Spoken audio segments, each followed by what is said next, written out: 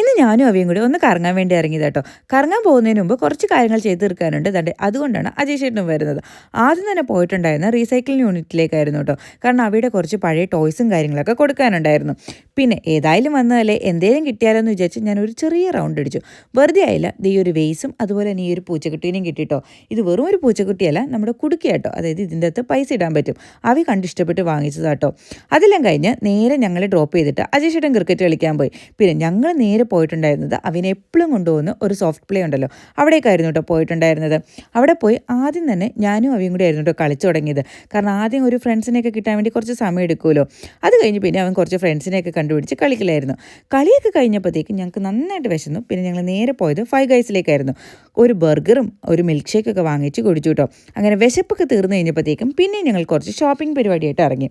ഇപ്പം ഡ്രസ്സ് മേടിക്കാൻ പോകുന്ന അവിക്കാട്ടോ. ഇപ്പോൾ അവയുടെ സാധനങ്ങളെല്ലാം വാങ്ങിക്കുന്ന അവിയാണ്. ഞാൻ സൈസ് മാത്രം പറഞ്ഞു കൊടുത്താൽ മതി. അവർക്ക് ഇഷ്ടമുള്ള കാര്യങ്ങളൊക്കെ അവൻ ചൂസ് ചെയ്തെടുക്കും കേട്ടോ. അങ്ങനെ ഏകദേശം കുറച്ച് ഷോപ്പിങ്ങും കാര്യങ്ങളൊക്കെ കഴിഞ്ഞു. ഇനി കുറച്ച് എനിക്ക് ഷോപ്പിംഗ് ചെയ്യാനുണ്ട്. അതായത് കുറച്ച് കോസ്മെറ്റിക് ഐറ്റംസ് ആയിരുന്നു കേട്ടോ പിന്നെ എനിക്ക് വാങ്ങിക്കാനുണ്ടായിരുന്നത്.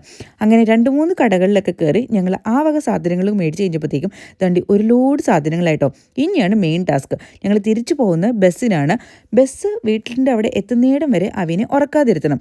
ഉറങ്ങിക്കഴിഞ്ഞിട്ടുണ്ടെങ്കിൽ ഈ സാധനവും അവിനെ എടുത്തുകൊണ്ട് പോകൽ നല്ല പാടാട്ടോ. അങ്ങനെ തന്നെ ഞങ്ങൾ തിരിച്ച് വീട്ടിലെത്തി. അപ്പോൾ ഇന്നത്തെ വീഡിയോ